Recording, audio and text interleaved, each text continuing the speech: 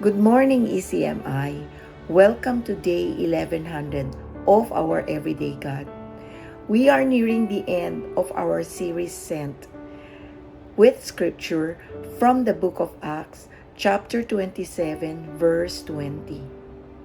When neither sun nor stars appeared for many days, and the rain continued raging, we finally lost all hope of being saved.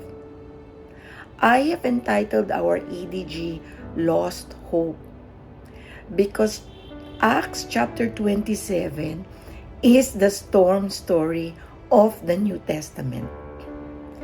It is the story of survival.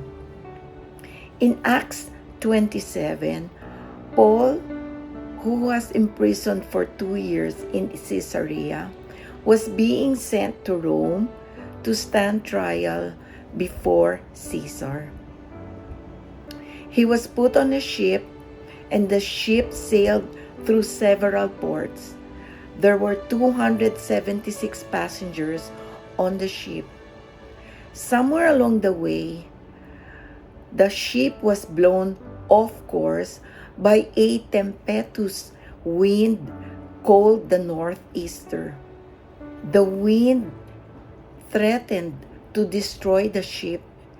Therefore, they had to lower their sail and let themselves be driven by the wind and the waves.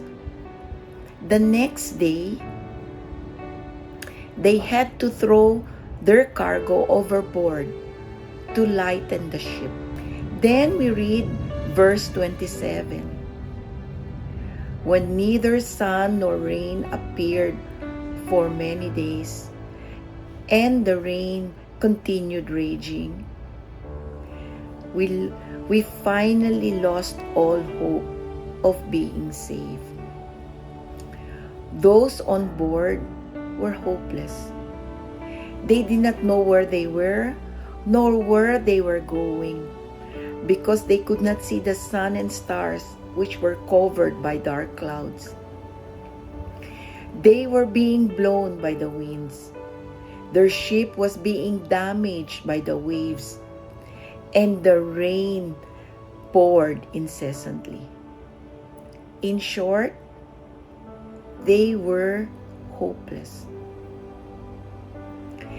Isn't this situation familiar to all of us?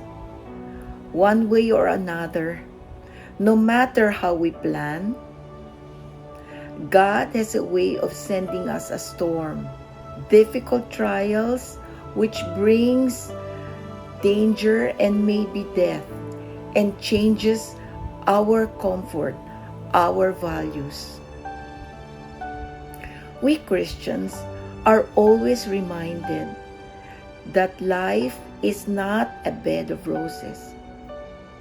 Yes, God may open doors and create opportunities, but the road is not always smooth. We are in the middle of a storm, front, back, sides, and we feel everything is crushing us in. The waves, the wind, the rain. We don't know where to look. And the only way out is to look up to heavens for direction. In the later verses of chapter 27, we learn that all 276 passengers were saved when Paul received a message of hope through an angel. What can we learn from the story of chapter 27? There isn't a place where God isn't.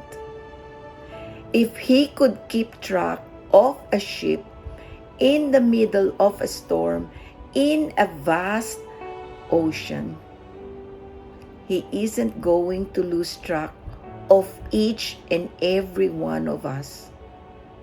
He sees us. He knows what you and I are going through. We may think we are just but a tiny dot, part of God's billions of children. but He hears each of us. He sees us, and He cares for each and every one of us. If God's hand is in the wind and the waves, His hand is also in the forces that impact our lives. Have you ever wondered what Paul was feeling amidst all the chaos on the ship during the storm? I have read that Paul had anchors which help him keep calm and confident. An anchor is a device which is attached to a ship and thrown overboard to hold the ship. It is a reliable principal support for ships. Paul had 3 anchors. First, Paul had the anchor of ownership. He belonged to God. He knew God owns him, and God will not let anything happen to his property. Have we ever let God own all of ourselves? Everything we are, our lives, and what we have? Second, Paul had the anchor of service. He was on a mission for God, on his way to Rome. Are we on a mission for God from where we are right now? Third, Paul had the anchor of trust. He believed God would save him.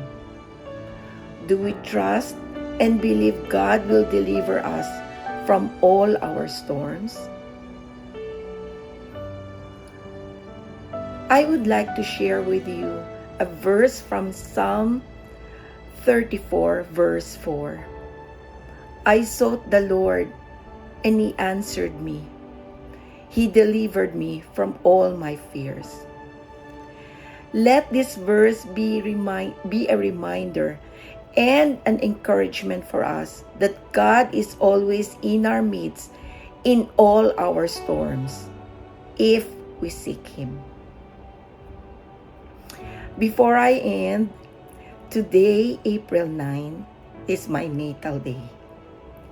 I would like to thank all those who greeted me last Sunday.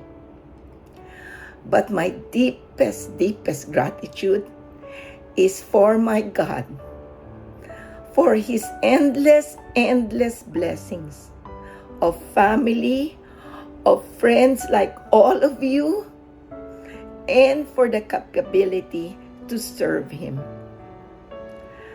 God bless us all, and may we all have a happy and restful 2-day holiday. Thank you, everyone.